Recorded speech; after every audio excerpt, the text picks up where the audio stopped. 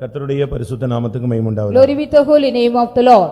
எரேமியா தீர்க்கதரிசன புத்தகம் Book of Jeremiah, 52ஆம் அதிகாரம் chapter 52, 31, 32, 33 வசனங்கள் வாசிப்போம். verses 31, 32 and 33. யூதாவின் ராஜாவாகிய யோயாக்கீனுடைய சிறையிருப்பின் 37ஆம் வருஷம் 12ஆம் மாதம் 25ஆம் தேதியிலே ஏவில் மெரோதாக் என்னும் பாபிலோன் ராஜா தான் ராஜாவான வருஷத்திலே யூதாவின் ராஜாவாகிய யோயாக்கீனை சிறைச்சாலையிலிருந்து வெளிப்பட பண்ணி அவன் தலையை உயர்த்தி அவனோடே அன்பாய் பேசி அவனுடைய ஆசனத்தை தன்னோடே பாபிலோனில் இருந்த ராஜாக்களுடைய ஆசனங்களுக்கு மேலாக வைத்து அவனுடைய சிறையிருப்பு வஸ்திரங்களை மாற்றினான். அவன் உயிரோடு இருந்த சகல நாளும் தன் சமூகத்தில் நித்தம் போஜனம் பண்ணும்படி செய்தான். கர்த்தருடைய பரிசுத்த நாமத்துக்கு மகிமை உண்டாவதாக. Glory be to the holy name of the Lord. இங்கே ஒரு ராஜா தன்னுடைய அரசாட்சியின் துவக்கத்திலே ஒரு செயலை நடப்பிக்கிறான். Here a king was doing in the dominion of his very first year an action. ஒரு ராஜா அதற்கு முன்பாகவே வருட கணக்காக சிறைச்சாலையில் கிடந்தான். Before that a king was for many long years he was imprisoned. யூதாவின் ராஜாவாகிய யோயாக்கீம் சிறையிருப்பிலே 37 வருடங்கள் இல்லாவிட்டால் 38 வருடங்கள் கிடந்தான். Almost 38 a long year the king of Judah Jehoiakim he was in the prison. அவன் ஒரு ராஜா. He was a king. அவன் யூத குலத்தினுடைய ராஜா. He was a king of Judah the tribe. தேவன் அவனை ராஜாவாக மாற்றினார். The Lord God made him as a king. ஆனால் அவன் இப்பொழுது சிறைச்சாலையிலே சிக்கிவிட்டான். Now he was ensnared in the prison. எவ்வளவு நிர்பந்தமான நிலவரம் என்பதை யோசித்து பாருங்க. Just you think it over, what a pathetic situation was that. ஒரு குற்றவாளி சிறையிருப்பிலே இருப்பது நியாயம். It is also the righteous one if the criminal is under the prison. ஆனால் ஒரு ராஜா இப்பொழுது சிறைச்சாலையிலே கிடந்தான். Now a king was in the prison. ஒரு நாள் அல்ல, not only one day, 2 நாள் அல்ல, not 2 days, இல்லாவிட்டால் சில வருடங்கள் அல்ல, not some years. அவனுடைய நீங்கள் அதை படித்து பார்த்தால் 37 வருடம் இல்லாவிட்டால் 38 வருடத்துக்கு 5 நாள் கம்மி. So if you read about that 37 or 38 years less, only 5 days or less for that. நீங்க படிச்சு பாத்தீங்கன்னா 37 வருடம்.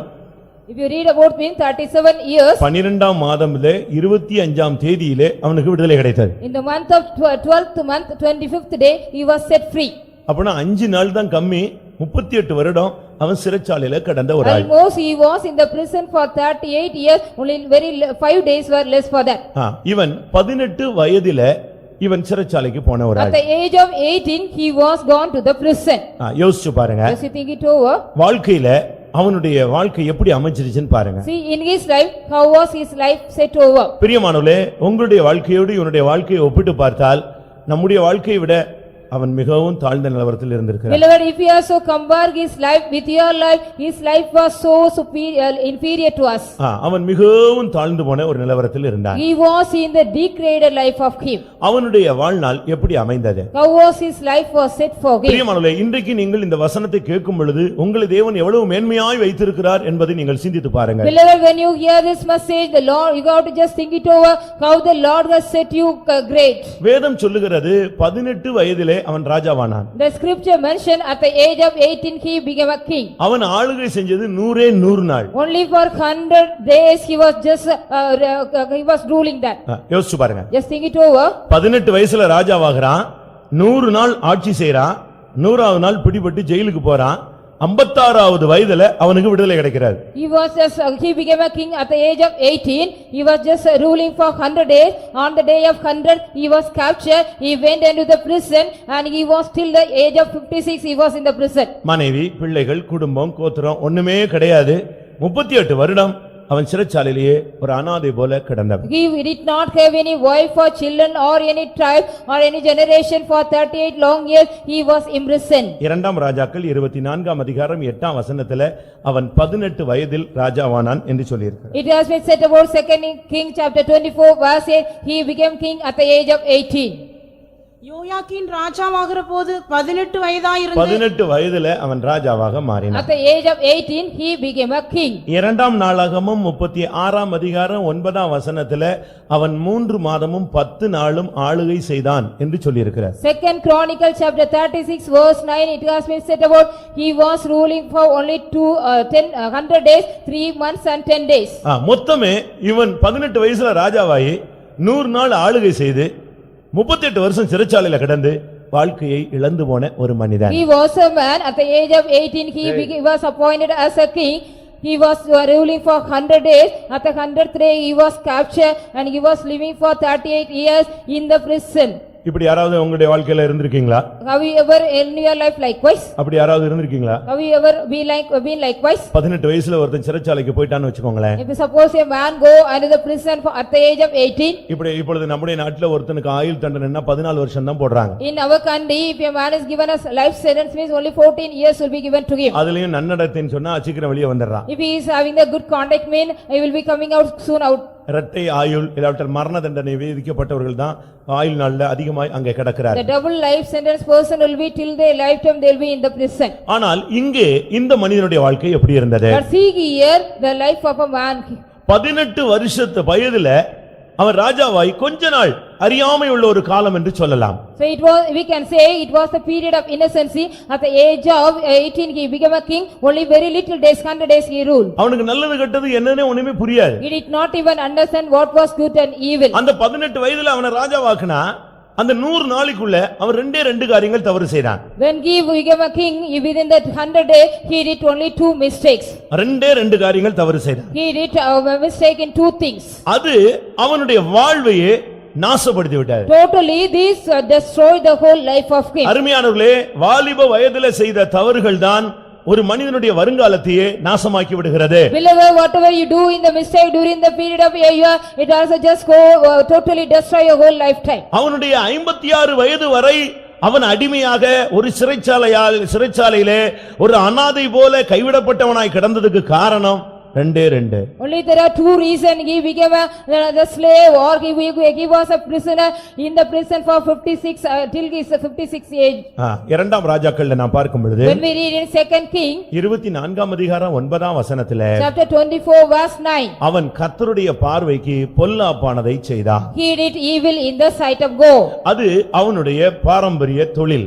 It was also it was an occupation of his heredity. அவனுடைய முன்னோர்கள் அப்படித்தான் செய்து வந்தார்கள். Only his ancestors were doing likewise. இவனும் கூட அதையே செய்ய He ஆரம்பித்தான். was also started doing the same thing. இது முதலாவது அவனுக்கு வந்த தோல்வி. This was the first defeat he got him. இரண்டாம் ராஜாக்கள் 24ஆம் அதிகாரம் 12ஆம் வசனத்தை நாம் பார்க்கும் பொழுது When we read 2nd King chapter 24 verse 12. Babylon ராஜா வந்த பொழுது இவனாக புறப்பட்டு போய் அவனிடத்துல போய் விழுந்தான். When Babylon the king came, he himself departed and went and fallen him. அவன் கூப்பிடல, இவனே புறப்பட்டு தன்னுடைய பிரபுக்கள் எல்லாரையும் கூப்பிட்டு நம்ம போய் அவனை பார்த்துட்டு வருவோன்னு போனாங்க.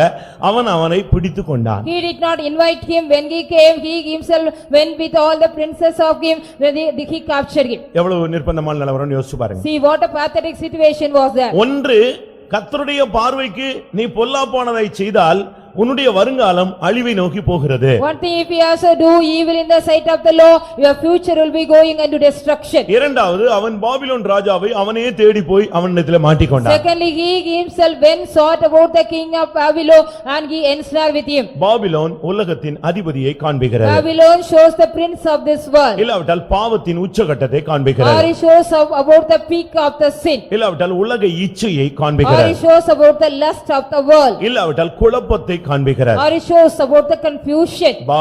பாபிலோன் என்று அழைக்கப்படுகிறது. Babel is called as Babylon. Babel என்று சொன்னால் குழப்பம் என்று அர்த்தம். Babel means it is confusion. இந்த குழப்பத்தை அவனே தேடி அதிலே போய் விழுந்து விட்டான். He himself sought this confusion and fell in that. ஒன்று, அவன் அதை எதிர்த்து நின்றிருக்க வேண்டும். One thing, he should have resisted that. இல்லாவிட்டால் எப்படியாவது அதிலிருந்து அவன் தப்பி இருக்க வேண்டும். Secondly, he could have escaped from that in any way. ஆனால் வேதம் என்ன சொல்லுகிறது? But what does the scripture say? அவனும் அவனுடைய பிரபுக்களும் அவனுக்கு பாபிலோன் ராஜாவினிடத்தில் புறப்பட்டு போனார்கள். அவனை பிடித்துக் கொண்டான். Here in the scripture says he himself and his all the rulers and the princes they deported and went into the king of Babylon, they captured them. உலகத்தை நோக்கி நீ போனால் அது உன்னை பிடித்துக் கொள்ளும். If you go travel towards the world, it will catch you. உலக இச்சைகளை நீ தேடி போனால் அது உன்னை பிடித்துக் கொள்ளும். If you seek the lust of the world, it will catch you. நாகரீகமான உலகை தேடி போனால் அது உன்னை பிடித்துக் கொள்ளும். If you go seeking the civilized world, it will catch you. once நீ நெட்டுக்குள்ள போய் பாரு, அது பிறகு நீ சாகுற வரைக்கும் நெட்டை விட்டு வெளியே வர மாட்டார். Once if you go enter into the net till throughout your lifetime you will not come out. அது உன்னை பிடிச்சிரும். It will catch you. பாவத்தை நீ பிடிக்க போனீனா அது உன்னை பிடிச்சிரும் If இருக்கு. you want to catch hold of sin, it will catch you. அது பிறகு உன்னை விடாது. After that it will not leave you at all. உன் வாழ்க்கையை சீரழிச்சிட்டு தான் அது உன்னை விட்டு போகும். Only it will destroy your life, then only it will go. இவன் தான் அதை போய் அவங்களை தேடி போனான். Only he himself went and saw those people. அந்த பாபிலோன் ராஜா இவனை பிடித்து விட்டான். That king of Babylon caught him. அவன் இவனை மன்னிக்க கூட இல்ல. He did not even forgive him. அவனை விடுதலைக்கு வாய்ப்பு கூட He கொடுக்கல. did not give any chance to deliver him. இவனை அங்க கொண்டு போய் போட்டுட்டான். He was placed in the prison. ஆனால் இவன் சாதாரண ஆள் கிடையாது. But he was not an ordinary man. வாக்குத்தத்தம் பெற்ற ஒரு மனுஷன். He was a man, he received the promises. இவனை நாம் வேதத்திலே மற்றொரு இடத்திலே பார்க்கும் பொழுது When we read about him in another place in the scripture, எரேமியா தீர்க்கதரிசியின் புத்தகத்திலேயே even in the book of Jeremiah, இவனுடைய இன்னொரு பெயர் சொல்லப்பட்டிருக்கிறார். the name of another name of him is being said. இவனுடைய பெயர் கோனியா என்று இன்னொரு இடத்துல He அழைக்கப்படுகிறார். has been called as another with another name Konia. இவனுடைய வாழ்வு இவனுக்கு கொடுக்கப்பட்ட வாக்குத்தத்தம் என்ன? What was the promise given unto him in his lifetime? அருமையானவர்களே, நீங்களும் நானும் ரட்சிக்கப்படும் பொழுது, அபிஷேகம் பண்ணப்படும் பொழுது, இந்த மேன்மையான அனுபவங்களுக்கு வரும் பொழுது கர்த்தர் பலவிதமான வாக்குத்தத்தங்களை நமக்கு தருகிறார். Beloved, when you and I have been saved, when we were receiving the Holy Spirit, when we come into the great excellent experience, the Lord is giving promises to us. எரேமியா 22ஆம் அதிகாரத்தை நாம் பார்க்கும் பொழுது, When we look into Jeremiah chapter 22, 24ஆம் வசனத்திலே verse 24. யூதாவின் ராஜாவாகிய யோயாக்கீமின் குமாரன் கோனியா என் வலதுகையின் முத்திரை மோதிரம் என்று அவனுக்கு வாக்குத்தத்தத்தை கர்த்தர் கொடுத்திருந்தார். The Lord has granted unto him the promise, he is a signet of over my right hand. அவனுக்கு கொடுக்கப்பட்ட வாக்குத்தத்தத்தை பாருங்களேன். See the promise given unto him.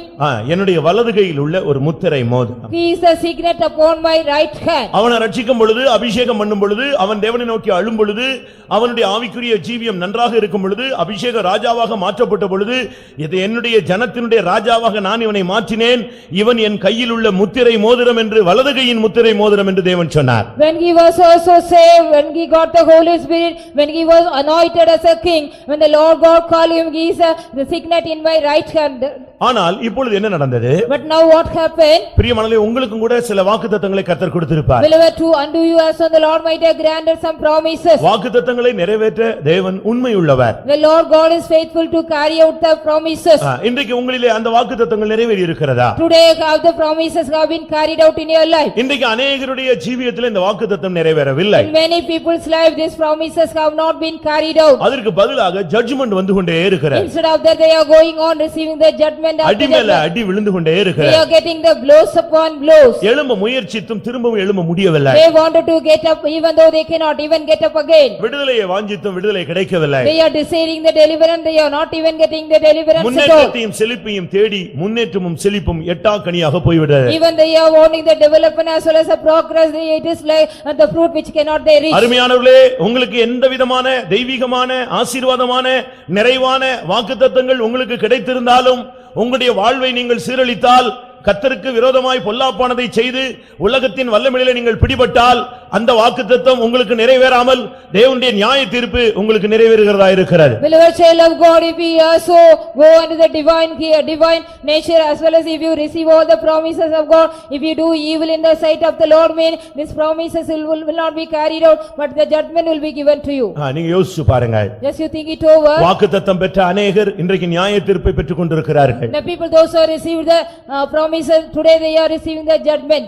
எரேமியா 22:24 நாம் முழுவதுமாக வாசிப்போம். Let us read Jeremiah 22:24.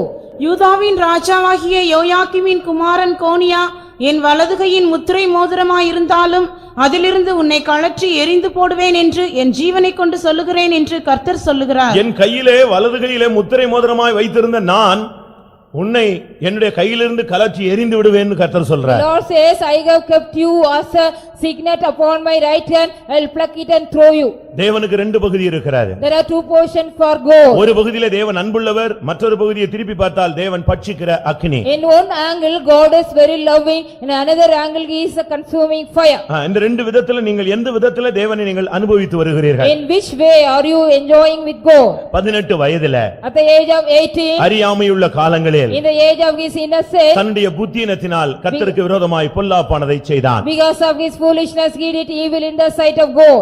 அவனுக்கு நியாய தீர்ப்பு அருளப்பட்டு விட்டது. He has been given the judgment. நீங்க நினைக்கலாம் எவ்வளவோ தவறு செஞ்சுட்டு எத்தனை பேர் வந்து உட்கார்ந்து இருக்கிறான். You may be thinking, after doing lot of mistake, how many people are seated here?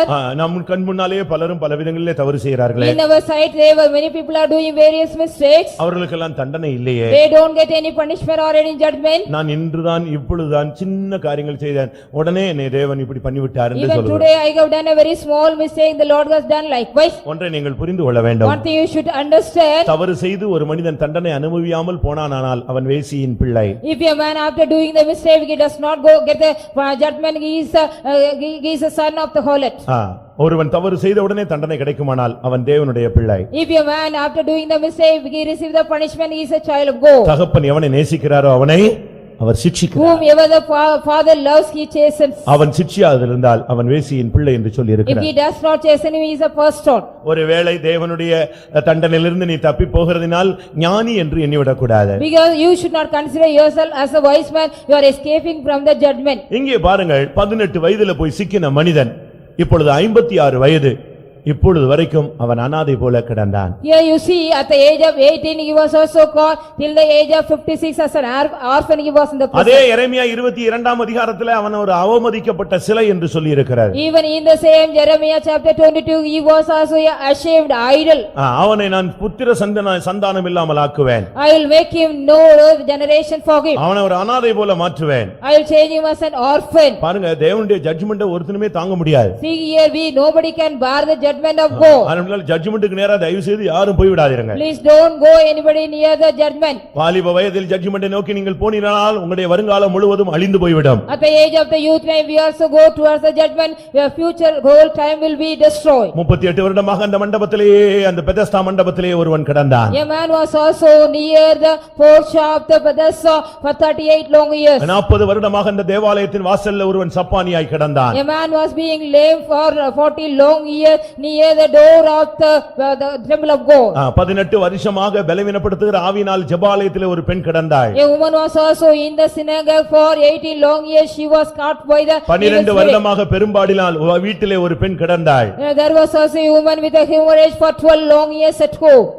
யோசிச்சு பாருங்கள். Just you think it over. 8 வருடமாக அந்த பரிசுத்தவான்கள் மத்தியிலே திமிர்வாதக்காரனாய் ஒருவன் கிடந்தான். There was also a man like a Pharisee man in the for 8 long years in the midst of the saints. வருடங்கள் போனது, விடுதலை இல்லை. Even the years were passed on, they did not get any deliverance. ஆனால் குறிக்கப்பட்ட காலம் வந்த பொழுதோ தேவன் இறங்கி வந்தார். But when the appointed time came, the Lord God came down. நான் படிச்சு பார்த்தபோது When I read that, 37 வருடம் was 37 years, 11ஆம் மாதம் 25ஆம் தேதி அந்த டைம்ல கரெக்டான நேரத்துல கர்த்தர் அந்த இடத்துல அவனுக்கு விடுதலையை the வாசித்தார். 12th month and the 25th day, the Lord God set him free. பிரியமானவர்களே, உங்களுடைய வாழ்க்கையில எத்தனை பேர் சிறையிருப்பில் இருக்கிறீர்கள்? Beloved, how many of you are in your life under the prison? தூங்காதீங்க. Please don't sleep. என் பிரசங்கம் தூங்குற மாதிரியா இருக்கு, எனக்கு டவுட் ஆயிடுச்சு இப்போ. Yes, I feel doubt. நீங்க இப்ப தூங்கிட்டீங்கன்னு வச்சுக்கோங்களேன், நான் சொல்றேன், சும்மா தப்பா சொல்லல. இப்போ தூங்கிட்டீங்கன்னா இந்த மெசேஜுக்கு ஏத்த போராட்டம் வரும்போது நீங்க தூங்கிடுவீங்க, தோத்துருவீங்க. Suppose if you sleep now, when you get the conflict according to this message what you hear, you can't escape. ஆராதனையில் தூங்கினவன் ஆவி இழந்தான், ஆத்மாவே இழந்துருவான். One who slept in the worship, he will lose his spirit even. அதுக்கு தான் நீங்க night ஃபுல்லா ஜெபிச்சிக்கலாங்க நீங்க. So then have you all prayed for yesterday night? சொல்லுங்க, நான் நைட்டில் 10 மணியிலிருந்து காலை 7 மணி வரை ஜெபித்து விட்டு வந்தேன்னு ஒரு ஆள் கையை வைத்திரு பார்க்கலாம் என் சிவகாசியில. Then at least one person raised your hand from 12 o'clock to 7 o'clock, I prayed yesterday night and came here. அப்ப நைட் தூங்கி தானே செஞ்சிருக்கிற? So when night you have slept, no? நீங்க அப்படியே அப்சர்வ் பண்ணிட்டே இருக்கணும். You have to go on observing this. தேவனுடைய வார்த்தை வேணும்னா அதை நீ கேட்டுக்கொண்டே இரு. If you want to hear if you want the word of God, you have to go on. சிறையிருப்பு என்பது எழுத்தின் பிரகாரமான சிறைச்சாலை மாத்திரம் அல்ல. The captivity is not only under literal. வியாதி கூட ஒரு சிறையிருப்பு தான். Even the sickness is also the captivity. பிசாசின் போராட்டங்கள் கூட ஒரு சிறையிருப்பு தான். Even the conflict of the devil also is a பாவ captivity. பழக்க வழக்கங்கள் கூட ஒரு சிறையிருப்பு தான். Even the habit of all the sinful habits habits are also the captivity. சில சூழ்நிலைகளிலே சிக்கிக்கொள்ளுகிறது கூட ஒரு சிறையிருப்பு தான். Ensnaring in some occasion is also a captivity. சில இடங்களிலே நம்முடைய ஜனங்கள் போய் சிக்கிக்கொள்கிறார்கள், வெளியே வர அவர்களுக்கு முடியவில்லை. In some places our people are going and ensnaring and they cannot even come out. சில வியாதிகள் சில நல்ல விசுவாசிகளை கூட சிறையாக்கி கொள்ளுகிறது. Even some diseases are making us a slave, some good believers. எப்படி இருக்குன்னு யோசிச்சு பாருங்க. Now it would be just think it over. நீங்கள் ஏதாவது சிறையிருப்பில் சிக்கி இருக்கிறீர்களா? Have you ever caught into any captivity? வியாதி, பாவம், பிசாசு, சூழ்நிலை, கெட்ட பழக்க வழக்கங்கள், இப்படிப்பட்ட சிறையிருப்பில் யாராவது சிக்கி இருக்கிறீர்களா? Have you ever ensnared in the captivity like the sin or the devil or any evil conduct of you, characters of you? 18 வருடமா அந்த பெண்ணை அந்த ஆவி பலவீனப்படுத்துற ஆவி அப்படியே கண்ட்ரோல் For பண்ணிடுச்சு. 18 long years the spirit of infirmity was controlling that woman. அவ daily கோயிலுக்கு தான் வந்திருந்தா. Every day she attended the church கூன் தான். and she was a bent woman. கூனி கூனி கூனி கோயிலுக்கு வந்து உட்கார்ந்துருவா. Even with a bent back she used to come to the church of God. ஆனாலும் அந்த அந்த சிறையிருப்பில இருந்து அவளுக்கு விடுதலை கிடைக்கல. Even though she did not get any deliverance from the captivity of God. நீங்க யோசிச்சு பாருங்க, இந்த யோயாக்கீன் 38 வருடம் அப்படியே ஒரு அனாதை போல அவனை யாருமே வெளியே எடுக்கல, யாரும் அவனை வெளியே கொண்டு வரதுக்கு முயற்சியும் எடுக்கல. Like an orphan, he was Joachim, he was also for 36 years he was under the captivity. 38 years he was under the captivity. அவனை வந்து யாருமே வெளியே கொண்டு வரல. None of them brought him out.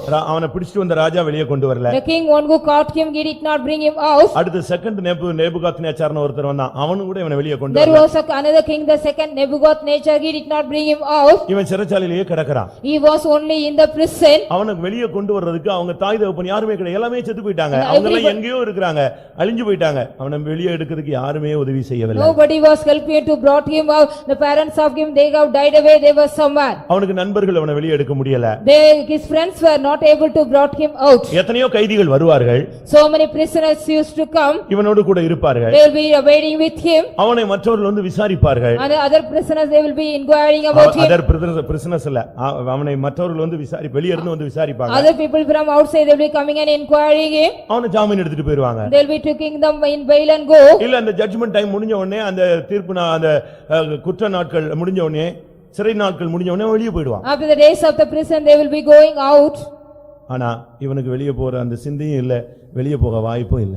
He did not get the thought as well as he did not get the chance to go out for him. ஒரு பெரிய சக்தி அவனை அப்படியே பிடித்து அவனை எங்கேயோ தூக்கி போட்டுருது. A great power was caught him and put him somewhere else. நீங்க பாருங்க, வெளிநாடுகள்ல வேலைக்கு போன அநேகர் வெளிநாடுகள்ல சிறைச்சாலையில நம்ம ஆளுங்க கிடக்குறாங்க. Even people, those who has gone abroad for the job, they are in the prison, many people of us.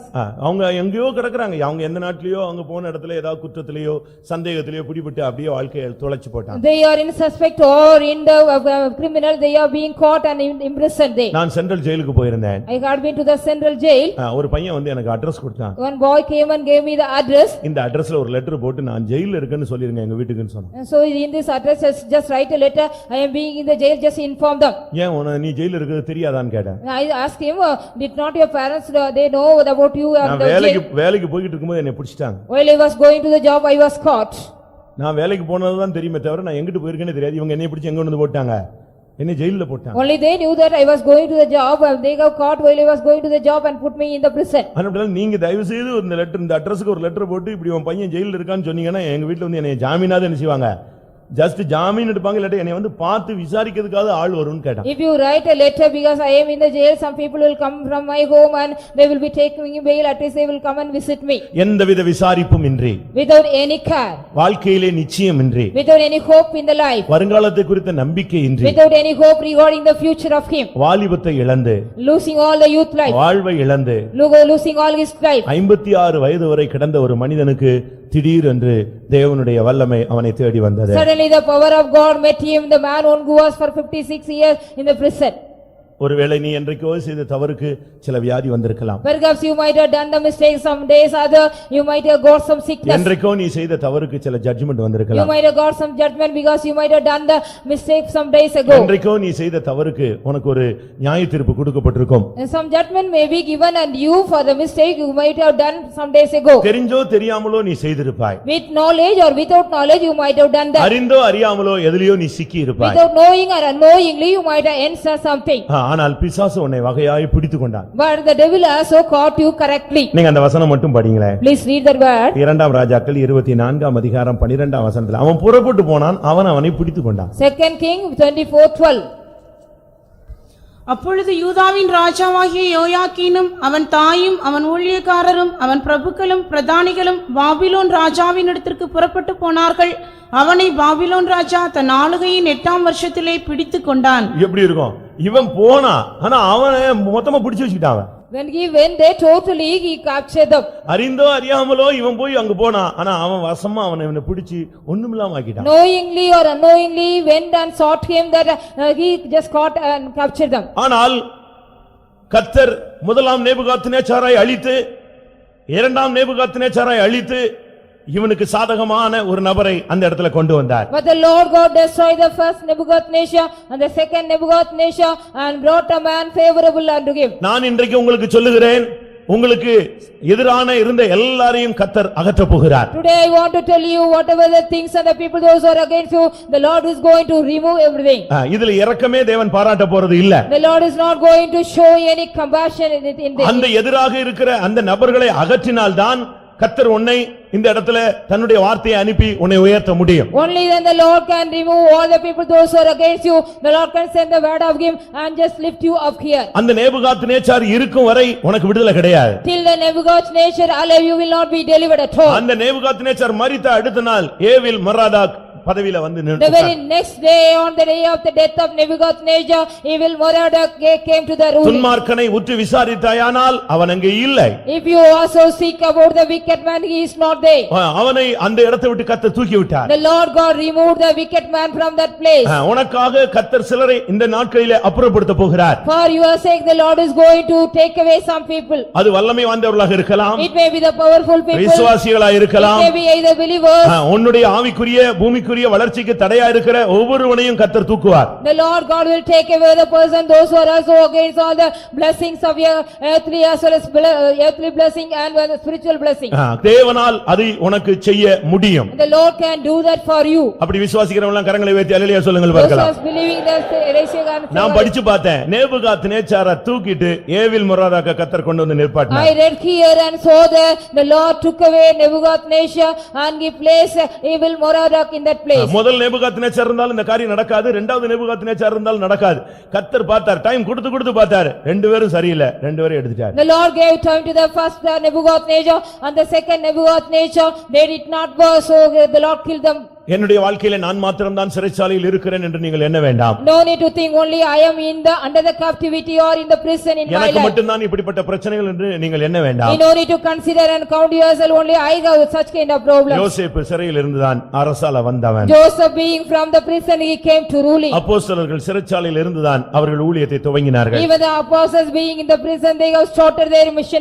எத்தனையோ பரிசுத்தவான்கள் சிறைச்சாலையில் இருந்ததாக வேதம் சொல்லுகிறது. Many saints are also being found in the prison in the scripture says. பேதுரு சிறைச்சாலையில் கிடந்த மனிதன். Peter was a man, he was in the prison. பவுலும் சீலாவும் சிறைச்சாலையில் கிடந்தவர்கள்.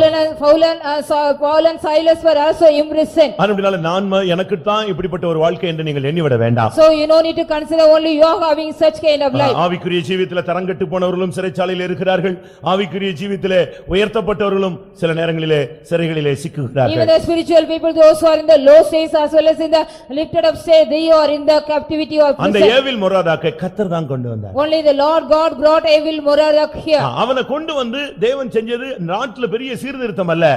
ஃபர்ஸ்ட் வந்து இந்த யோயாக்கீனை வெளியே கொண்டு வந்தார். After brought him the Lord did not do great reformation in the land. First of all he brought out this Joachim out. எத்தனையோ வருடங்களாக ஒரு மனிதனுக்கு செயற்கை சுவாசம் அளிக்கப்பட்டு வந்தார். For many years it has been given the artificial breathing to a man. அவன் வந்து கோமா ஸ்டேஜ்லயே கிடந்தான். He was under the coma stage. நீங்க பேப்பர்ல படிச்சிருந்தா தெரிஞ்சிருக்கும். If you have read in the paper you might know that. வருஷ கணக்கா For years எத்தனையோ வருடங்கள் ஏதோ ஒரு ஆக்சிடென்ட்ல கோமாவானா அதுல இருந்து அவனுக்கு வந்து செயற்கை சுவாசம் அளிச்சு அந்த கோமா ஸ்டேஜ்லயே வச்சு ட்ரீட்மென்ட் கொடுத்தாங்க. In one of the accidents he went into the coma stage for years. He was just giving the artificial oxygen. கடைசில என்ன நடந்தது? Finally what happened? இவன் செத்தா பரவாயில்லை விட்டுருன்னு சொல்லிட்டு அந்த எல்லாத்தையும் புடிங்கி எடுத்துட்டாங்க. Just they removed all the tubes everything they whether he died நீங்க or பேப்பர்ல not. படிச்சீங்களா? Have you read in that? எல்லாத்தையும் புடிங்கி முடிச்ச உடனே ஆளு எந்திரிச்சு உட்கார்ந்துட்டான். So after collect everything he stood sit up. இதுதான் அவனை வந்து போராட வச்சிருந்திருக்கு. Only this was made him to struggle. எடுத்த உடனே கோமா ஸ்டேஜ்ல இருந்து தெளிவாகி பேச ஆரம்பிச்சான். He became clear from the coma stage, he started talking when everything was removed. கர்த்தர் வந்து ஒரு போக்கை உனக்கு உன் வாழ்க்கையில உண்டு பண்ண வல்லவர். The Lord God is able to make a way in your life. இவங்க தகப்பன் தான், ஏவில் மரோதாக்கு தகப்பன் தான் Nebuchadnezzar. Only the father of Evil Merodach is Nebuchadnezzar. ஆனா அவங்கெல்லாம் செய்யாத ஒரு காரியத்தை கர்த்தர் ஒரு ஆளை கொண்டு வந்து செய்ய வைத்தார். But whatever they did not do, the Lord God brought a man and did that. வேலை ஸ்தலங்கள்ல எதிர்ப்புகளை சந்திக்கிறீர்களா? Do you meet opposition in the workplace of you? பிசினஸ்ல போட்டியை சந்திக்கிறீர்களா? Do you meet rival in the business center of you? ஊழியங்கள்ல எதிர்ப்புகளை சந்திக்கிறீர்களா? Do you meet all the opposition in ஊழியத்துல ministry? குடும்பத்துல எதிர்ப்பை In சந்திக்கிறீர்களா? your family, so do you meet any opposition? எங்கெல்லாம் உங்களுக்கு சாதகம் இல்லாத சூழ்நிலைகள், In whatever, where are the places you are having unfavorable condition? இன்றைக்கு தேவனுடைய வார்த்தையை நீங்கள் பிடித்துக் கொள்ளுங்க. Today you catch hold the word of God. உங்களுக்கு சாதகம் இல்லாத ஆளெல்லாம் கர்த்தர் எடுத்துருவார். The Lord God will take away the people they are unfavorable unto you. எழுதி வச்சுக்கோங்க, தேவனுடைய வார்த்தை உண்மையா இல்லையான்னு பாருங்க. So just note down, you write whether the word of God is true or not. ஒன்னு அவனை டிரான்ஸ்ஃபர் பண்ணுவாரு, Either he will transfer him இல்லாவிட்டா அவனை அந்த பூமியை விட்டு எடுத்து தூக்கிடுவாரு. or he will take away from the world. அந்த நேபுகாத்நேச்சாரை எடுத்து விட்டு ஏவில் மரோதாக்கை கொண்டு வந்து நிப்பாட்டினார். The Lord God took away Nebuchadnezzar and brought back the Evil Merodach. ஏவில் மரோதாக்கு வந்த உடனே என்ன செஞ்சான் தெரியுமா? Evil Merodach, after he came, what he did, you know? அவன் சிங்காசனத்துல போய் உட்கார்ந்தானோ இல்லையோ தெரியாது, முதல்ல வந்த உடனே இந்த யோயாக்கீனை சிறைச்சாலையில இருந்து வெளியே கொண்டு வான்னு சொன்னான். Whether he sat on the throne or not, first of all when he came, he wanted to bring out the Joachim out of the prison. இந்த அனாதை போல கிடக்கிற இந்த மனிதனை நோக்கி அவன் தேடி வந்தான். He also came seeking the man who was like an orphan in the prison. அருமையானவர்களே, உங்களுடைய வாழ்க்கையில நீங்கள் ஒருவேளை கைவிடப்பட்ட ஒரு சூழ்நிலையில நீங்கள் காணப்படலாம். Beloved, you may be in your life in the condition you have been forsaken. விசாரிப்பற்ற நிலவரத்தில் நீ காணப்படலாம். You may be in the condition nobody care of you. என்ன என்று கேட்க கூட நாதி இல்லையே என்று நீ You எண்ணிக்கொண்டிருக்கலாம். may be thinking no one is approaching me and inquiring me. ஆனால் தேவன் உன்னை விசாரிக்கும்படியாக ஒரு சூழ்நிலையை உருவாக்குவார். But the Lord God will create a situation to inquire you. யாருமே விசாரிக்காமல் அனாதையாக தாய் தகப்பன் இல்லாமல் அந்நிய தேசத்திலே கிடந்த ஒரு மனிதனை நோக்கி தேவனுடைய கட்டளை வந்தது, சிறைச்சாலையிலிருந்து அவனை வெளியே கொண்டு வா. The commandment of God came on a man without anybody, like an orphan, without any care of the parents. He was in the prison. The word of God came and bring him out of the prison. இதே போலதான் யோசேப்பும் கிடந்தான். Likewise only Joseph was in prison. ஒரு அநியாயமான குற்றச்சாட்டு, He an unrighteous guilty upon him. யோயாக்கீனாவது தவறு செஞ்சு அவன் குற்றவாளியா இருந்தான். Joachim, after doing the mistake, he was in prison. யோசேப்பு எந்த தவறு செய்யாமல் குற்றவாளியாய் மாற்றப்பட்டான். Joseph did not do any mistake. He be changed into a criminal. அவனையும் கர்த்தர் வெளியே கொண்டு வந்தார்.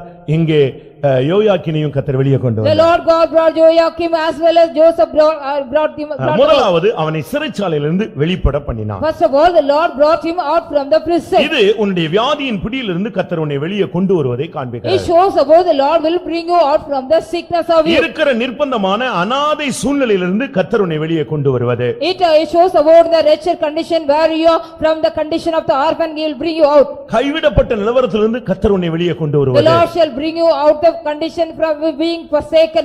வெளிவர முடியாத பாவ பிடிய பழக்க வழக்கங்களிலிருந்து தேவனால் உன்னை வெளியே கொண்டு வருவது. Only the Lord God himself bring you out from the Satan, the sin which you cannot even மரண come out. பிடியிலிருந்து உன்னை வெளியே கொண்டு The வருவது. Lord shall bring you out from the catch of the death. செய்வினை வல்லமைகள் மந்திரவாக்கால் கட்டுகளிலிருந்து கர்த்தர் உன்னை வெளியே கொண்டு The வருவது. Lord shall also bring you out from the witchcraft as well as the magic powers. அந்த ஏவில் மொராதாக் வந்து 7 காரியங்கள் இவனுக்கு செய்தான். The evil Merodach, he came and did 7 things. தேவனால் நியாயம் தீர்க்கப்பட்ட மனிதனுக்கு தேவனால் இரக்கமும் கிடைத்தது. Even the man who was punished by the Lord God, he got the mercy from the Lord God. தேவனுடைய வார்த்தையை நீங்கள் விசுவாசியுங்கள். Yes, you believe the word of God. இவ்வளவுதான் முடிந்து போயிருச்சு, 56 வயசு ஆயிருச்சு, இனிமே நான் என்னத்தை சாதிக்க போறேன்னு நீ சொல்லலாம். You can be saying 50 years I am being old, I can't going to achieve anything, it is over everything. நான் பலவீனப்பட்டு போய்விட்டேன், I am become so weak, என் குடும்பம் என்னை விட்டு போய்விட்டது, my family has gone out from me, நான் ஒரு அனாதை, I am an orphan, எனக்கு உதவி செய்ய ஆள் இல்ல, none is there to help me. நான் இந்த பூமியில இருந்து என்ன பயன், What is the use of being living on this earth? நான் இந்த பூலோகத்துல என்னத்தை சாதிக்க What போறேன், I am going to offer in this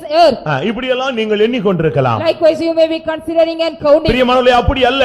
கர்த்தர் உங்களுடைய வாழ்வையும் செழிக்க வைக்க முடியும். Beloved, it is not so. The Lord can also make flourish your life. ஈசா என்கிற அந்த மரம் வெட்டப்பட்டு விட்டது. The tree called Jesse was cut out. அந்த ஈசா என்னும் அடிமரத்திலிருந்து ஒரு கிளையை செழிக்க வைத்தவர் தான் நம்முடைய தேவன். Our God is a God. He is also sprout out the branch from the root of the tree Jesse. அந்த சிறைச்சாலையிலிருந்து கர்த்தர் அவனை வெளியே கொண்டு வந்தார். From that very same prison the Lord brought him out. எந்த வல்லமை உன்னை பிடித்து வைத்திருக்கிறதோ அதிலிருந்து கர்த்தர் உன்னை வெளியே கொண்டு வருவார். Whatever the power which caught you, the Lord want to bring you out from there. இரண்டாவது அவன் தலையை உயர்த்தினான். Secondly, he lifted up his head. அவன் சூரிய வெளிச்சத்தையே பார்க்காம கிடந்த ஒரு He மனுஷன். was a man, he did not even see the sunlight. அவனுக்கு தலையை உயர்த்தணும்னு சிந்தையே கிடையாது. He did not give any mind to just lift up his head. அவன் தலையை எப்படி உயர்த்த முடியும்? How could he lift up his head?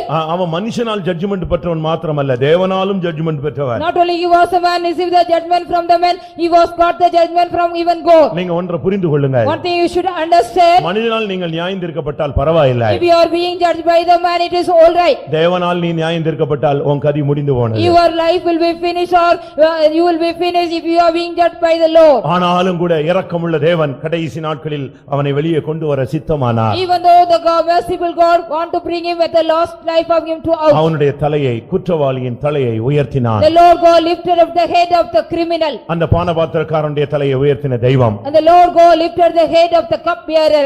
தானியேலுடைய தலையை உயர்த்தின தேவன். The Lord God lifted the head of Daniel. யோசேப்பின் தலையை உயர்த்தின தேவன். The Lord God lifted the head of Joseph. Shadrach Meshach ஆபேத்நேகோவுடைய தலையை உயர்த்தின The தேவன். Lord God lifted the heads of Shadrach, Meshach and Abednego. இன்றைக்கும் தம்முடைய ஜனத்தின் தலையை உயர்த்துகிறவராய் இருக்கிறார். Even today he is also as God to lift up the heads of his people. அந்த எரேமியாவிலே நாம் பார்க்கும் பொழுது When we read about the Jeremiah, 52ஆம் அதிகாரம் 32ஆம் வசனத்திலே Jeremiah chapter 52 verse 32, அவனோடு அன்பாய் பேசினான். he did speak kindly to him. 38 வருஷமா For 38 long years, அவன்கிட்ட யாருமே அன்பா பேசல. none of them did speak unto him kindly. இன்னைக்கு மனைவிமார்கள் எல்லாம் விசாரிங்க, You just inquire about all the wives. உங்க புருஷர்கள் எல்லாம் அன்பா பேசுறாங்களான்னு. Whether all your கல்யாணத்துக்கு husbands முன்ன இருங்க, நீங்க ஏன் ஸ்பீடா போறீங்க? கல்யாணத்துக்கு முன்னால அன்பா பேசினாருன்னு சொல்லுவாங்க.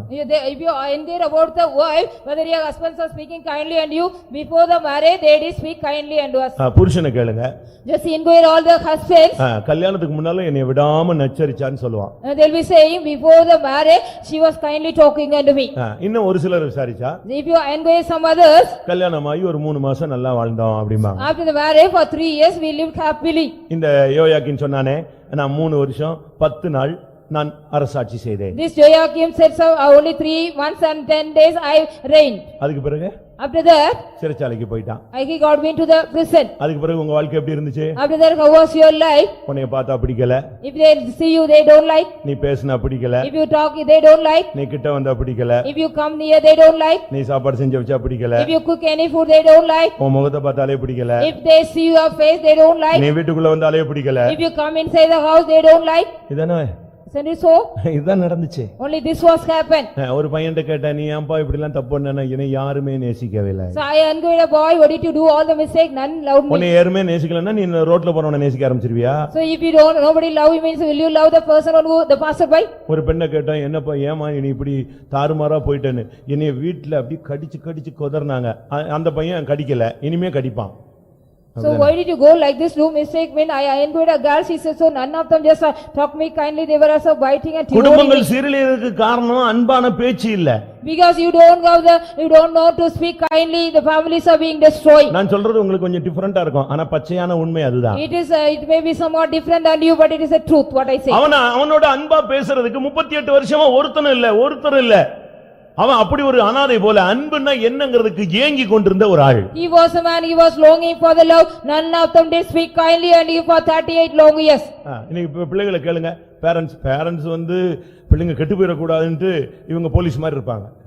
So the parents will be acting like the police because the children should not be corrupted away. ஆனா இந்த பிள்ளைங்க என்ன நினைச்சுக்குது, இவங்க original போலீஸ்னு நினைச்சிருது. But the children what they are thinking, they are original police. நீ திருடனா இருந்தா நீ ஒரிஜினல் போலீஸை பார்த்து பயப்பட தான் If வேண்டியிருக்கு. you are a thief only, you have to just get afraid by seeing the original police.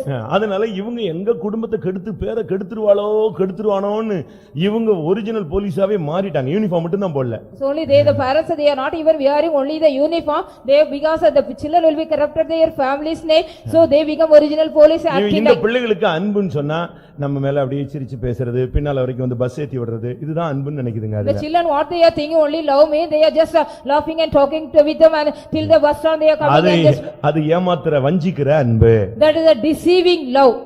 அன்புல கடிந்து கொள்ளுதல் உண்டு, There is also rebuke in the love. அன்புல சிட்சை உண்டு. There is punishment in the love. நான் சிரிச்சு சிரிச்சு பிரசங்கம் பண்ணேன்னா நீ ஒருத்தனும் பரலோகம் போக மாட்ட. If I also laugh and preach mean none of you will go into heaven. ஆமா உண்மையவே. நான் ஜோக் அடிச்சு நீங்கள் எல்லாரும் அமுக்கி குலுக்கி கொடுங்கள் ஹல்லேலூயா சொல்லுங்கள் எல்லாரும் நாம் பரலோகம் இப்பொழுது நாம் கால் எடுத்து வைப்போம், ஒருத்தனும் போக மாட்டான். So if I also laugh and say just you also press together and you just shake together and give means if I laugh mean none of you will go into பிரசங்கம் heaven. கேட்கும் போதே பாதி தோல் உரிஞ்சிரணும். So when you hear the message half of your skin should be removed. ஆத்துமாவையும் கணுக்களையும் உருவ குத்தி அதை பிச்சு எடுக்கிறது தான் பிரசங்கம். So the message is only piercing through the soul and the joint and dividing into two. அப்படிதானே? கரெக்ட் தானே? எபிரேயர்ல சொல்லி இருக்கு, அது கணுக்களையும் கட்டுகளையும் உருவ குத்தி அது அப்படியே ஆபரேட் பண்ண உள்ள போகும். It will go பிரசங்கம் கேட்கும் and பொழுது just போதக சிட்சையே ஜீவ வழி. the fruits of instructions are the way of life. It will go inside and just pierce through the joints and marrows. Butter போட்டனா நீ பட்டர் தான் போட்டு அவ்வளவுதான், நீ இங்க தான் உட்கார்ந்திருப்ப. If I put butter means only you will be applied butter and be here. இங்க அது சிபிஎம்ல அந்த ஸ்கீமே கான்செப்டே கிடையாது. There is no concept in CPM here. அந்த சாஃப்ட்வேர்ல அந்த டிஸ்கே கிடையாது, அந்த ஸ்கீமே கிடையாது. There is no scheme or disk in this நீ software. இருந்தால் இரு, போனால் போய் கொண்டே இரு. Either you want to be here or go. இப்படி தான் நாங்க பேசி பழகி இருக்கோம். Only we have the practice of speaking likewise. இங்க பாருங்க அன்பா பேசுறதுக்கு ஆளே இல்ல. Yes, see, the none was ready to speak kindly unto இந்த him. ராஜா அவனிடத்துல அன்பா பேசினான். This king speak unto him kindly. அவனுக்கு ஆச்சரியமா இருந்துச்சு, என்னைய நேசிக்க ஒரு ஆள் இருக்கா. He was just astonished, is there anybody that பிரியமானவர்களே, உங்களை நேசிக்க ஒருவர் இருக்கிறார், அவர்தான் இயேசு. Beloved, there is a person to love you, he is Jesus Christ. Nebuchadnezzar செத்து போனான், உன்னை விரோதித்ததான சத்துருவை கொன்று போட்டு உன்னை நேசிக்கிறதான ஒரு நபரை அவர் எழுப்பிக் கொண்டு வருகிறார். Nebuchadnezzar, one who hated you, the enemy, the Lord killed and just brought another man to love you. அவன் பழைய பாம்பு, அவனை அழிச்சிட்டாரு. இப்போ உன்னோடு அன்பாய் பேசுகிற ஒரு நேசர் இருக்கிறார். So he is the old serpent, the Lord God destroyed. There is also a beloved to talk to you kindly. நீங்க கொஞ்சம் அன்பா பேசி பாருங்க, வாழ்க்கையில எல்லாருமே சீர்பட்டுருவாங்க. If you speak little kindly, everybody will be right in their life. ஒரு சிலர் அன்பை வந்து தவறா பயன்படுத்திக் கொள்வார்கள். Some people are making use the love wrongly. நீங்க எப்படி இருக்கிறீங்க? How are you? பாருங்க, அவனை யாருமே பேசல. அன்னைக்கு ஃபர்ஸ்ட் அவன்ட அன்பாய் அந்த ஏவில் மரதா கூப்பிட்டு உட்கார்ந்து பேசினான். This none of them that did speak unto him kindly. This evil Marduk just talked unto him kindly on the day. அவருடைய ஆசனங்களுக்கு மேலாக அவனுடைய ஆசனத்தை உயர்த்தி அதுல போய் உட்காருன்னு சொன்னான். So after we just brought him out from the prison, he did speak unto him kindly, as well as he made him to sit with the thrones above the thrones of the Babylonian king. நீங்கள் யோசித்து பாருங்க, Just you think it over, உங்களுடைய வாழ்க்கை எப்படி அமைய போகிறது? how is your life is going to be set? யோசேப்பை அவனை சிங்காசனத்துல கொண்டு வந்து கர்த்தர் உட்கார The வைத்தார். Lord God made Joseph to sit in the throne. தானியேலை கர்த்தர் சிங்காசனத்துல கொண்டு வந்து உட்கார The வைத்தார். Lord God made Daniel to sit in the throne. அவர் எளியவனை புழுதியிலிருந்து எடுக்கிறவர், The Lord God takes a poor man from the dust. சிறியவனை குப்பையிலிருந்து எடுக்கிறவர், He is taking the needy from the dunghill. அவனை பிரபுக்களோடு உட்கார வைக்கிறவர், He is making him to sit with the noble people. மகிமையான சிங்காசனத்தில் கொண்டு போய் அமர He வைக்கிறவர், is also making him to sit with the glorious throne of him. அவனுடைய ஆசனத்தை எல்லாருடைய ஆசனத்தை காட்டிலும் உயர்த்தி வைத்தான். The Lord God he lifted the throne of him above all the thrones of others. அங்க இருந்த பாபிலோன் மாகாண ராஜாக்கள் எல்லாம் ஆச்சரியப்பட்டாங்க, என்னடா இவன் ஜெயிலில் இருந்து இவனை தூக்கி கொண்டு வந்து எம்மோடு கூட உட்கார வச்சிட்டானேன்னு சொல்லி. So all the other kings from the kingdom of the Babylon, they were astonished because he has lifted the throne with the others.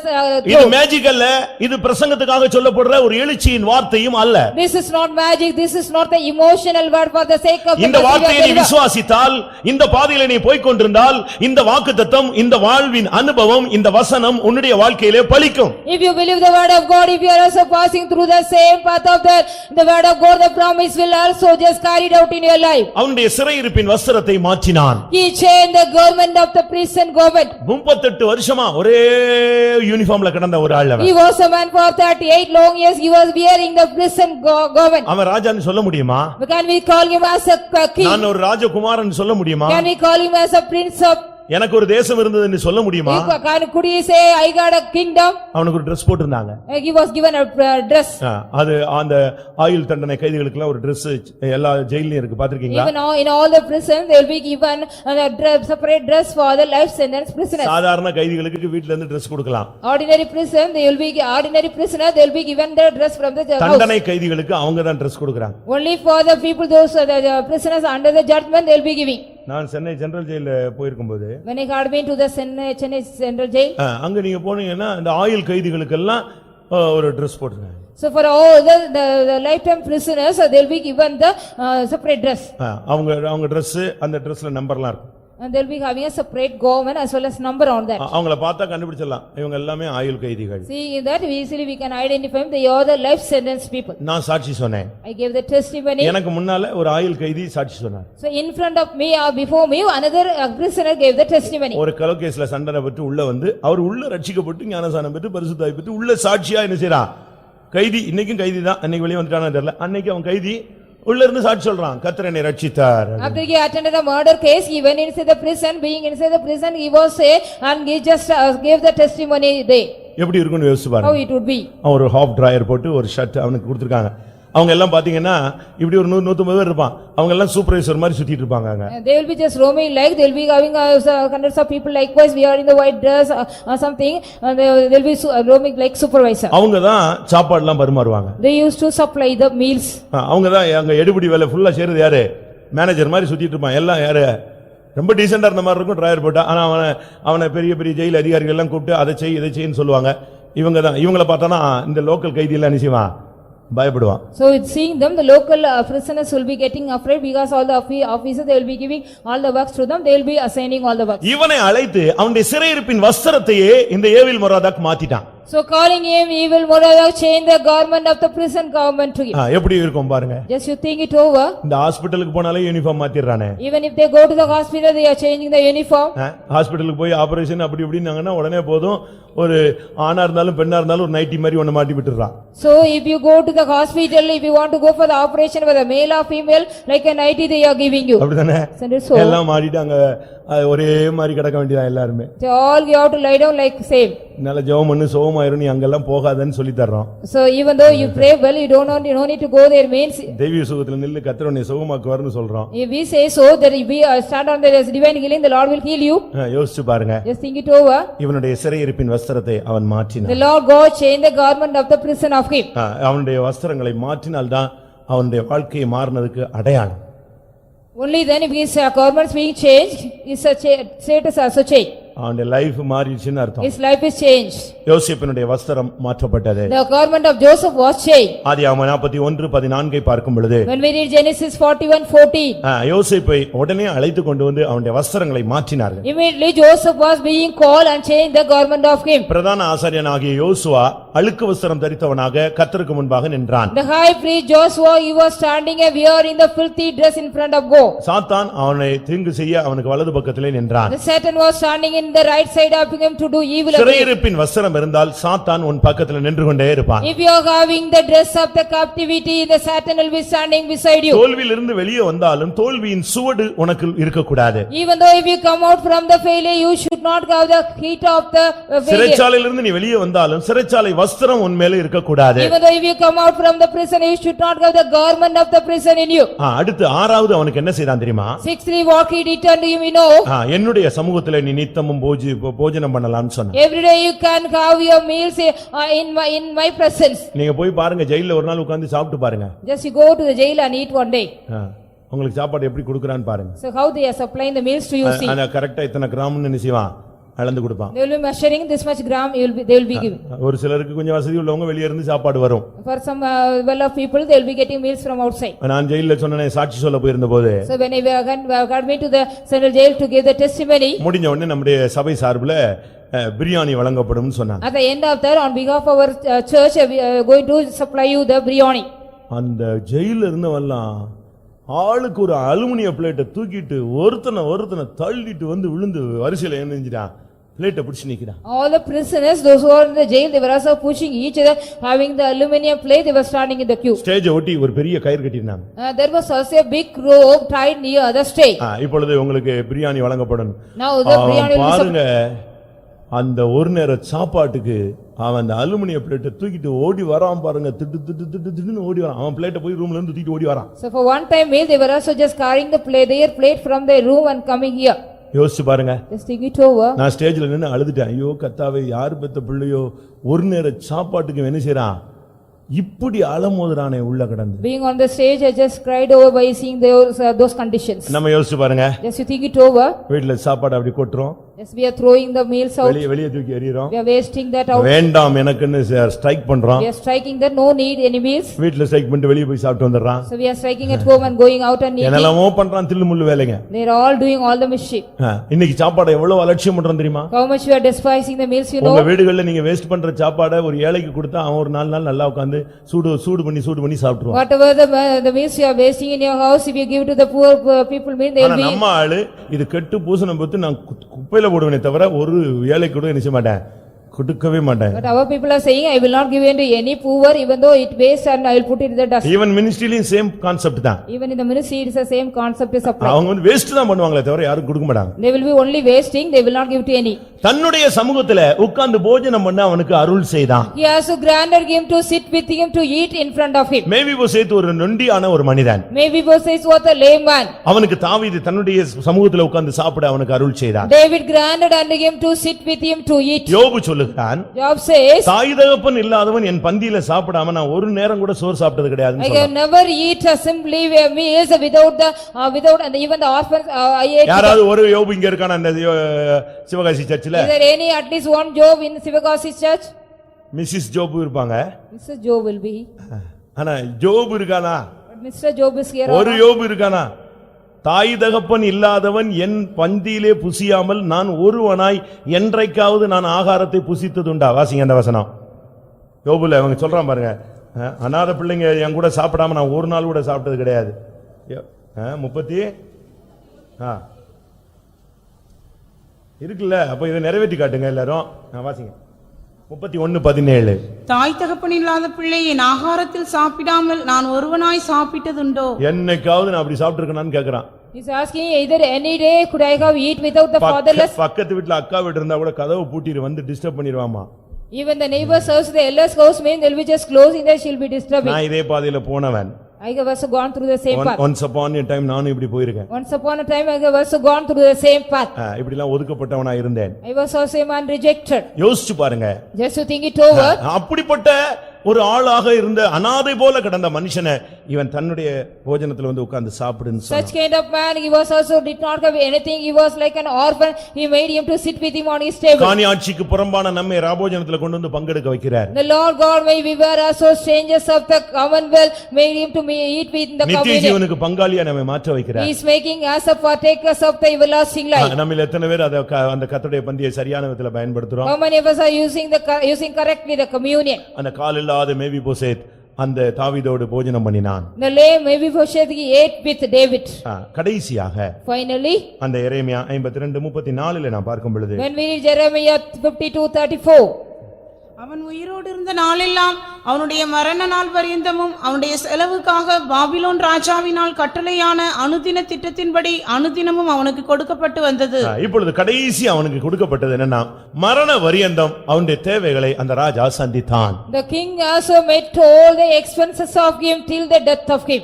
இன்னைக்கு अनेகருக்கு ஒரு question. Today many of them they are having a question. நம்முடைய முடிவு எப்படி இருக்கும்? How shall my end? கடைசி வரைக்கும் நம்முடைய குடும்பத்தார் நம்மளை கவனிப்பாங்களா? Till the last end, whether my family members take care of me or not. இப்பமே நம்முடைய பிள்ளை நம்மளை கவனிக்க மாட்டேங்கறானே, இனிமே கடைசி காலத்துல நம்மளை இவங்க செய்வாங்களா? Even now my son is not taking care of me, till my last year will he take care of me. இப்பமே நம்முடைய நிலவரம் கைவிடப்பட்ட நிலவரம் போல இருக்கு. கடைசி வரை நம்ம வண்டி ஓடுமா? So even now my state is like being forsaken till the last life shall I life யோபு எல்லாத்தையும் இழந்துட்டான உடனே அவங்க மனைவி சொன்னாங்க, நீ ஏன் உயிரோட இருக்க, செத்து போன்னு சொன்னா. When Job lost everything, his wife said, so why do you live, why can't you die? எப்படி இருக்குன்னு யோசிச்சு பாருங்க. How it would be, just think it over. ஆவிக்குரிய ஜீவியத்துல இன்னைக்கு கடைசி வரை நம்முடைய ஓட்டம் எப்படி இருக்குங்கிற ஒரு கேள்வி எல்லாருக்குள்ளயும் இருக்கு. All are having a question, how shall be our spiritual life in the spirit till the end. ஆனால் உன்னை அழைத்த தேவன் உன்னை கடைசி வரை நடத்த வல்லவர். But the Lord God who call you is able to lead you till your last life. சங்கீதத்துல சொல்லி இருக்கிறது, இந்த தேவன் மரண பரியந்தம் நம்மை நடத்துவார். In Psalms it has been said about this, Lord God will guide us till our death. 48 சங்கீதம் 14 வசனத்துல, இந்த தேவன் சதா காலங்களிலும் உண்மையுள்ளவர், இவர் மரண பரியந்தம் நம்மை நடத்த வல்லமையுள்ளவராய் இருக்கிறார். This God is faithful forever and ever. He is our guide till our death. உன்னை அழைத்த தேவன் கடைசி வரை உன்னை நடத்தவும், உன்னை பாதுகாக்கவும், உன்னை பராமரிக்கவும், உன்னை நிலைநிறுத்தவும், உன்னை மகிமையான சிங்காசனத்தில் கொண்டு போய் சேர்க்கவும் அவர் வல்லவர். The Lord God, one who called you, is also able to lead you and guide you till the last days of your என்னை life. மரணபரியந்தம் அவர் நடத்துவார் என்று விசுவாசிக்கிறவர்கள் கண்களை மூடி முழங்கால் படியிடுவார். Those who believe that he is able to lead or guide me till the death, close your eyes and kneel down. அந்த குறிக்கப்பட்ட நாளில் யோயாக்கீமுக்கு விடுதலை அளித்த தேவன் இன்றைக்கு உன்னுடைய வாழ்க்கையிலே ஒரு மாற்றத்தை சந்திக்க முடியாக அவர் கடந்து வந்திருக்கிறார். On the particular day, the Lord God set free Joachim, he is also come here to set you free in a day. எத்தனை பேர் விசுவாசிக்கிறீர்கள்? How many of you believing that? தேவன் சொன்னால் அதை செய்யக்கூடிய தேவன். If the Lord God said when he is able to do so. தேவனுடைய வார்த்தையை விசுவாசிக்கிற எல்லாரும் கண்களை மூடுங்கள். Those who believe the word of God, let us all close our eyes. தேவனுடைய வார்த்தையை விசுவாசிக்கிறவர்கள் கண்களை மூடி முழங்கால் படியிடுங்க. Those who are believing the word of God, close your eyes and kneel down. என்றோ செய்த தவறு அவனுடைய வாழ்வை சீரழித்து விட்டது. The mistake which he has been done long back, it has destroyed his life. உங்களில் அப்படிப்பட்ட நிலவரத்தில் எத்தனை பேர் காணப்படுகிறீர்கள்? How many of you are being in the same state of him? அறியாமையுள்ள காலங்களில் நான் செய்த தவறுகள். The mistake which I have also done in the innocent of my days. புத்தி இல்லாத நாட்களில் நான் நடந்து கொண்ட விதங்கள். The mistakes which I also walked with the days where I don't have any என்னுடைய வருங்காலத்தை சூன்யமாக்கி விட்டது. It has made my future into nothing. என்னுடைய வாழ்க்கையை சீரழித்து விட்டது. It has destroyed my life. என்னுடைய சரீரத்தை கெடுத்து விட்டது. It has corrupted my body. இன்றைக்கு நான் பிசாசினால் தாக்கப்பட்டிருக்கிறேன். Today I am being attacked by the devil. இன்னைக்கு வியாதியினால் நான் தாக்கப்பட்டிருக்கிறேன். Today I am being attacked by the disease. இன்னைக்கு பொல்லாத வல்லமையினால் நான் தாக்கப்பட்டிருக்கிறேன். Today I am being attacked by the evil powers. இன்னைக்கு நான் கைவிடப்பட்ட ஒரு அனாதை போல காணப்படுகிறேன். Today I am like an orphan being forsaken. எத்தனை பேர் இப்படிப்பட்ட அறிக்கையில் இருக்கிறீர்கள்? Today how many of you are being just found under this statement? எனக்கு மீட்பு இல்லை. I don't have any redemption. எனக்கு இருக்க இரக்கம் இல்லை. I don't have any mercy. எனக்கு யாரும் தயவு பாராட்டுவார் இல்லை. None is ready to show favor to me. என்னை தூக்கிவிட ஆள் கிடையாது. There is no person to lift me up. எனக்கு கை கொடுக்க ஆள் இல்லை. There is no person to give me hand to help. இப்படிப்பட்ட நிர்பந்தமான நிலவரத்தில் இருக்கிறவர்களே, உங்களுக்கு தான் இந்த வார்த்தை அனுப்பப்படுகிறது. People those who are under the wretched condition, this word is sent unto you. எனக்கு ஆச்சரியமாக இருந்தது. I was astonished. ஜட்ஜ்மென்ட் வாங்கிட்டு ஒண்ணுமில்ல ஃபைனல் இவ்வளவுதான் சொல்லி போன ஒரு மனிதனை கர்த்தர் 56 வயசுல வெளியே கொண்டு வந்துட்டார். After getting the judgment, only his life was this much, he is considered, and when the Lord God brought him out at the age of 50. தேவனே கைவிட்டார் என்று உன்னுடைய உள்மனது சொல்லுகிறது. அப்படி அல்ல. அந்த சூழ்நிலையிலும் நான் உனக்காய் கிரியை செய்வேன், நான் உனக்காய் இருக்கிறேன் என்று சொல்லுகிறவர், இருக்கிறவராகவே இருக்கிறவர் கடந்து வந்திருக்கிறார். Even the inner soul of you tells you, even the Lord God forsaken you, but the Lord God says, I am alive and I am forever, I will come for you.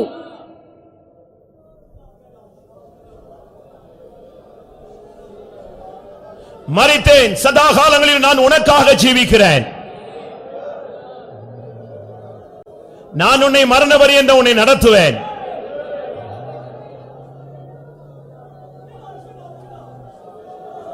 நீ அனாதை அல்ல.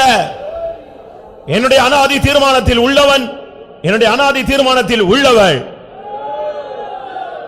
இமை பொழுது நான் உன்னை கைவிட்டேன், ஆனால் உருக்க இரக்கங்களினால் மறுபடியும் உன்னை நான் சேர்த்துக் கொள்வேன்.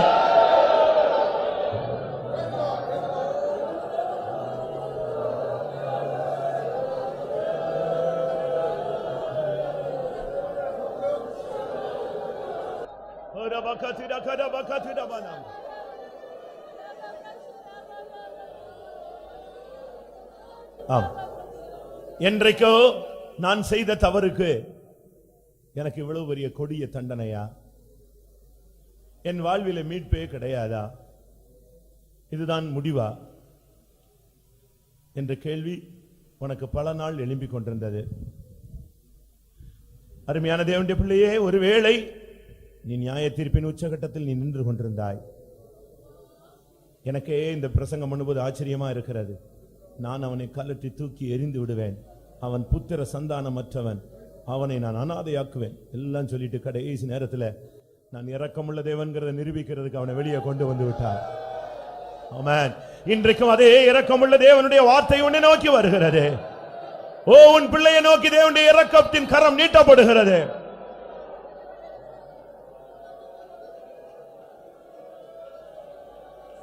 அந்த ஏவில் மொராதாக் மூலமாக கிரியை செய்த தேவன் இன்றைக்கு உனக்கு சகாயமான ஆட்களை கர்த்தர் உன் வாழ்வில் எழுப்புவார்.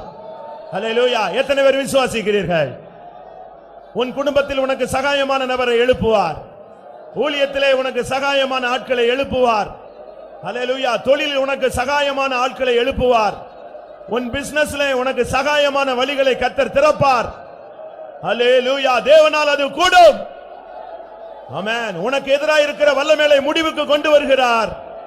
ஓ, உனக்கு சாதகமான வழிகளை கர்த்தர் திறக்க போகிறார். ஓ ரபகதி ரபகதி ரகடபகதி ரபனாதிரா. ஆமென். உன்னோடு யாரும் அன்பாய் பேசவில்லையே என்று நீ பின்வாங்கி போக வேண்டாம். என்னை விசாரிக்க ஆள் இல்லையே என்று நீ எண்ண வேண்டாம். உன்னோடு அன்பாய் பேசுகிற ஒரு அன்புள்ள தேவன் இருக்கிறார். அவர் முடிவு பரியந்தம், உலகத்தின் முடிவு பரியந்தம் ஓ, அவர் உன்மேல் அன்பாகவே இருக்கிறார். தேவன் அன்பாகவே இருக்கிறார். கடைசி பரியந்தமும் கூட இருப்பேன் என்றார். கடைசி பரியந்தமும் கூட இருப்பேன் என்றார். அதை நம்புவேன், இடைவிடாமலே பதை கமல் நிற்பேன், பதை கமல் நிற்பேன். கடைசி பரியந்தமும் கூட இருப்பேன் என்றார். கடைசி பரியந்தமும் கூட இருப்பேன் என்றார். அதை நம்புவேன், இடைவிடாமலே பதை கமல் நிற்பேன், பதை கமல் நிற்பேன். கடைசி பரியந்தமும் கூட இருப்பேன் என்றார். கடைசி பரியந்தமும் கூட இருப்பேன் என்றார். கடைசி பரியந்தம் கூட இருப்பேன் என்றார். கடைசி பரியந்தம் கூட இருப்பேன் என்றார். ஹல்லேலூயா.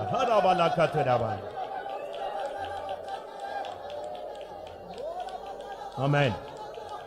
உன் சூழ்நிலையை மாற்ற அவரால் முடியும். உன் தலையை உயர்த்த அவரால் முடியும்.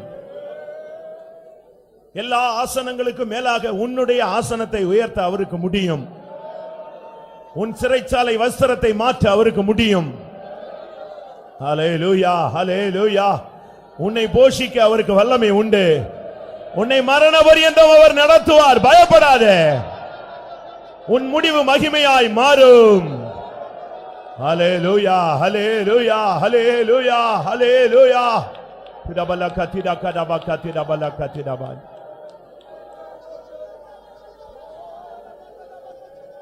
கடைசி பரியந்தமோ கூட இருப்பேன் என்றார். கடைசி பரியந்தமோ கூட இருப்பேன் என்றார். அதை நம்புவேன், இடைவிடாமலே பதை கமல் நிற்பேன், பதை கமல் நிற்பேன். கடைசி பரியந்தமோ கூட இருப்பேன் என்றார். கடைசி பரியந்தம் கூட இருப்பேன் என்றார். கடைசி பரியந்தம் கூட இருப்பேன் என்றார். கடைசி பரியந்தம் கூட இருப்பேன் என்றார். கடைசி பரியந்தம் கூட இருப்பேன் என்றார். ஹல்லேலூயா.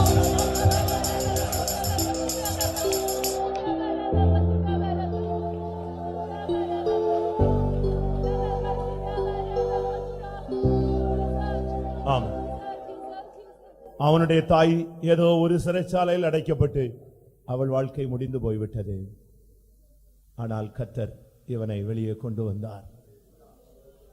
உன்னோடு கூட சேர்ந்த எத்தனையோ பேர் வாழ்க்கை முடிந்து விட்டது. ஆனால் கர்த்தர் உன் தலையை உயர்த்துவார். ஆமாம். எத்தனை பேர் தேவனுடைய வார்த்தையை விசுவாசிக்கிறீர்கள்? நீ அவரை நம்பினால் கெட்டு போக மாட்டாய். அவரை நம்பினவர்கள் வெட்கப்பட்டு போனதில்லை. உன் தலையை உயர்த்தக்கூடிய நாட்கள் நெருங்கி விட்டது. உன் ஆசனத்தை உயர்த்தக்கூடிய நாட்கள் வந்து விட்டது. கர்த்தர் உன்னை கடைசி வரை நடத்துவார். உன் தாய் தகப்பன் கைவிட்டாலும், உன் புருஷன் மனைவி, உன் பிள்ளைகள், உன் பெற்றோர்கள் கைவிட்டாலும், ஓ, உன்னை கடைசி பரியந்தம் நடத்தக்கூடிய தேவன் ஒருவர் உண்டு. இந்த தேவன் சதா காலங்களிலும் கடைசி பரிய மரண பரியந்தம் உன்னை நடத்துவார்.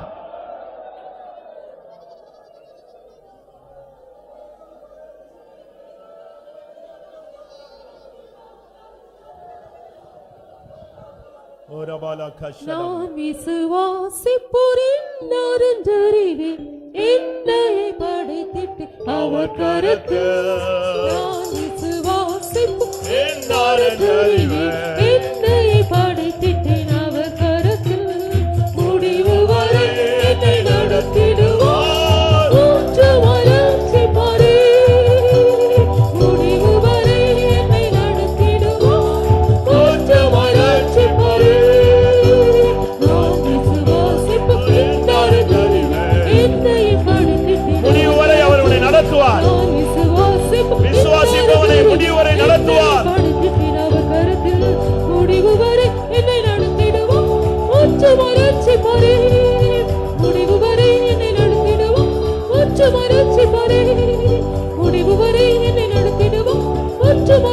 வரை முடிவு வரை என்னை நடத்திடும் உச்சு மறைச்சி பாரு முடிவு வரை என்னை நடத்திடும் உச்சு மறைச்சி பாரு